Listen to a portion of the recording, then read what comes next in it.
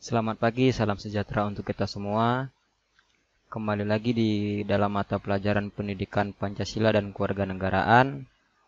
Untuk pertemuan kali ini, kita akan membahas tentang Undang-Undang Dasar Negara Republik Indonesia tahun 1945. Di mana dalam pembahasan kali ini akan dibagi menjadi 3 pembahasan, yaitu kedudukan Undang-Undang Dasar Negara Republik Indonesia tahun 1945,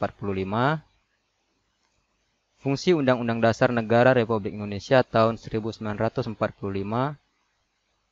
dan sifat Undang-Undang Dasar Negara Republik Indonesia tahun 1945.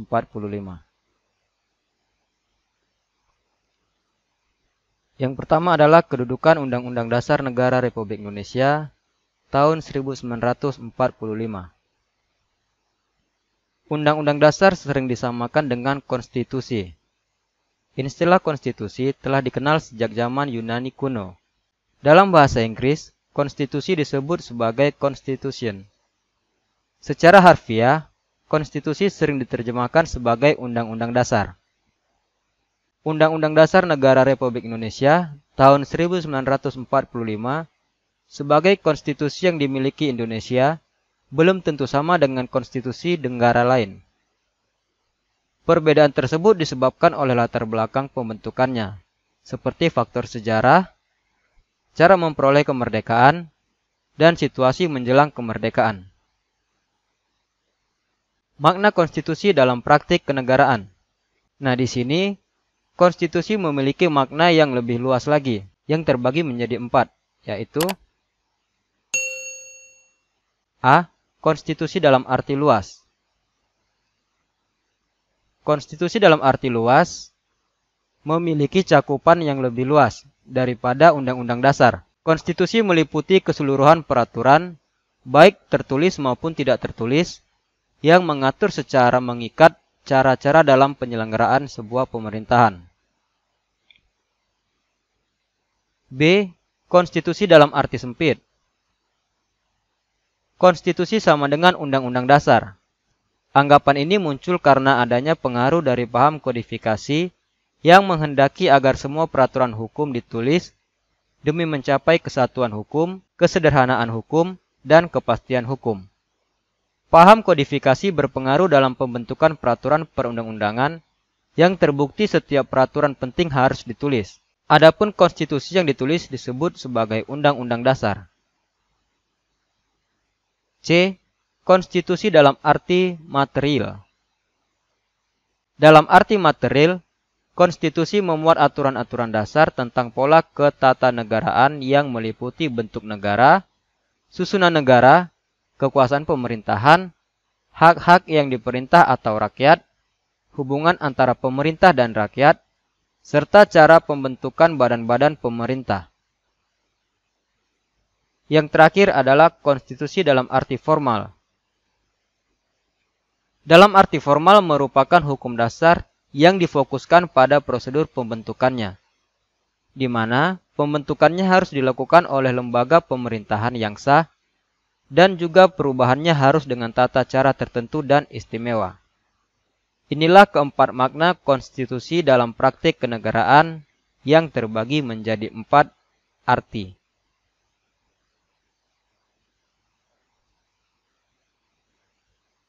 Konstitusi sangat penting sebagai kerangka menjalankan aktivitas negara, dan konstitusi adalah hukum tertinggi negara. Konstitusi di Indonesia dijadikan sebagai alat untuk melaksanakan nilai-nilai yang terkandung dalam dasar negara, yaitu Pancasila. Kedudukan Undang-Undang Dasar Negara Republik Indonesia tahun 1945 sangat jelas dalam Undang-Undang Nomor 12 Tahun 2011 tentang pembentukan peraturan perundang-undangan, bahwa Undang-Undang Dasar Negara Republik Indonesia tahun 1945 menduduki urutan teratas, yang berarti bahwa peraturan di bawahnya tidak boleh bertentangan dengan Undang-Undang Dasar Negara Republik Indonesia tahun 1945. Pembahasan selanjutnya yaitu fungsi Undang-Undang Dasar Negara Republik Indonesia tahun 1945. Dalam negara yang menganut asas demokrasi konstitusional, konstitusi atau undang-undang dasar memiliki fungsi yang khas. Undang-undang dasar berfungsi membagi dan membatas kekuasaan. Secara vertikal atau teritorial, undang-undang dasar membagi kekuasaan antara pemerintah pusat dan pemerintah daerah. Sedangkan secara horizontal atau fungsional, undang-undang dasar membagi kekuasaan menjadi kekuasaan legislatif, eksekutif, dan yudikatif.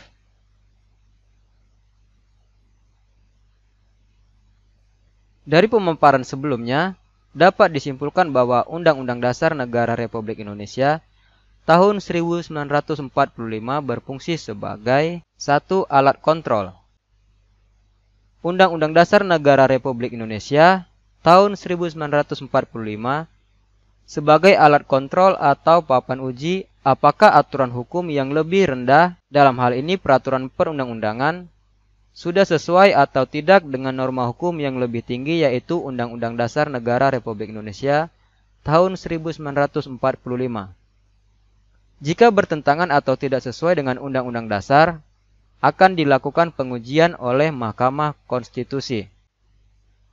Yang kedua berfungsi sebagai pengatur.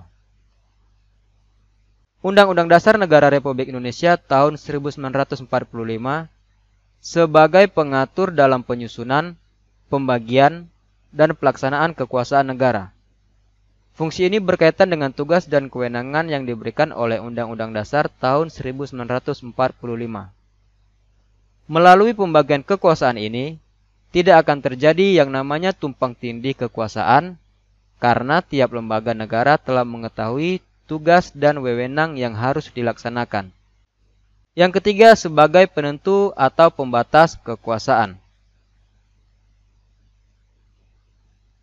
Undang-Undang Dasar Negara Republik Indonesia tahun 1945 berfungsi sebagai penentu hak dan kewajiban negara, aparat negara, dan warga negara.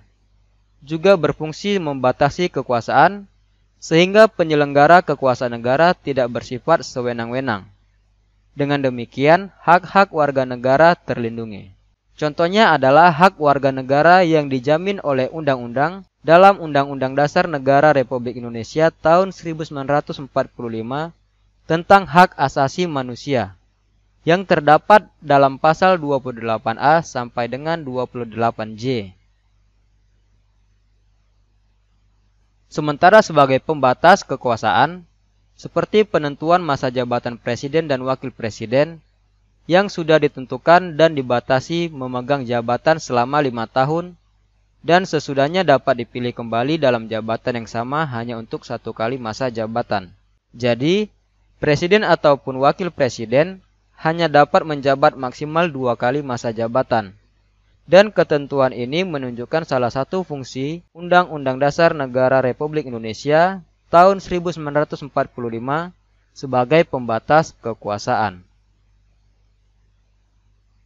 Pembahasan selanjutnya adalah sifat Undang-Undang Dasar Negara Republik Indonesia tahun 1945. Konstitusi atau Undang-Undang Dasar memiliki beberapa sifat, yaitu fleksibel atau luwes, rigid atau kaku, tertulis dan tidak tertulis. Konstitusi yang dikatakan fleksibel atau luwes dan rigid atau kaku dapat ditinjau dari 2 sudut pandang. Yang pertama, dilihat dari cara mengubah undang-undang dasar. Suatu undang-undang dasar dikatakan fleksibel atau luwes jika cara mengubah undang-undang dasar tidak sulit atau tidak memerlukan cara-cara yang istimewa. Tetapi jika cara mengubah undang-undang dasar itu memerlukan cara yang tidak mudah, maka undang-undang tersebut dapat dikatakan rigid atau kaku. Mudah tidaknya mengikuti perkembangan zaman. Suatu konstitusi dikatakan fleksibel atau luwes apabila konstitusi tersebut dapat mengikuti perkembangan zaman. Sebaliknya, suatu konstitusi dikatakan rigid atau kaku apabila tidak dapat mengikuti perkembangan zaman. Jadi sifat dari Undang-Undang Dasar atau konstitusi dapat dilihat dari 2 sudut pandang ini. yaitu dilihat dari cara mengubah undang-undang dasar dan mudah tidaknya mengikuti perkembangan zaman. Maka di situ kita bisa mengetahui sifat dari undang-undang dasar ini dikatakan fleksibel atau luwes dan rigid atau kaku. Konstitusi juga memiliki sifat yaitu konstitusi yang tertulis dan konstitusi yang tidak tertulis. A. Suatu konstitusi disebut tertulis apabila konstitusi yang bersangkutan tertulis dalam satu naskah yang telah diratifikasi atau telah disetujui oleh lembaga legislatif. B. Konstitusi tidak tertulis, yaitu konstitusi atau ketentuan-ketentuan yang mengatur tidak tertulis dalam suatu naskah. Aturan-aturan yang timbul dan terpelihara dalam praktik penyelenggaraan negara meskipun tidak tertulis. Hukum dasar tidak tertulis biasa disebut sebagai konvensi atau kebiasaan dalam penyelenggaraan ketatanegaraan. Salah satu contoh dari konvensi adalah pidato kenegaraan presiden yang setiap tanggal 16 Agustus di depan DPR. Dari pemaparan sebelumnya, disimpulkan bahwa Undang-Undang Dasar Negara Republik Indonesia tahun 1945 memiliki sifat sebagai berikut. A. Tertulis. Dikatakan tertulis karena rumusannya jelas, merupakan suatu hukum yang mengikat pemerintah sebagai penyelenggara negara maupun mengikat bagi setiap warga negaranya. B. Singkat dan supel, yang memuat aturan-aturan yaitu memuat aturan-aturan pokok yang setiap kali harus dikembangkan dalam peraturan perundang-undangan dan sesuai dengan perkembangan zaman serta memuat ketentuan-ketentuan hak-hak asasi manusia. C. Memuat norma-norma, aturan-aturan, serta ketentuan-ketentuan yang dapat dan harus dilaksanakan secara konstitusional. D. Merupakan peraturan hukum positif yang tertinggi, juga sebagai alat kontrol terhadap peraturan perundang-undangan yang lebih rendah dalam hierarki tertib hukum Indonesia. Demikianlah pemaparan materi di pertemuan kali ini yang membahas tentang kedudukan, fungsi, dan sifat dari Undang-Undang Dasar Negara Republik Indonesia tahun 1945. Semoga materi ini dapat bermanfaat untuk kita semua dan dapat dipahami. Sampai bertemu di pertemuan selanjutnya. Tetap semangat belajar dan terima kasih.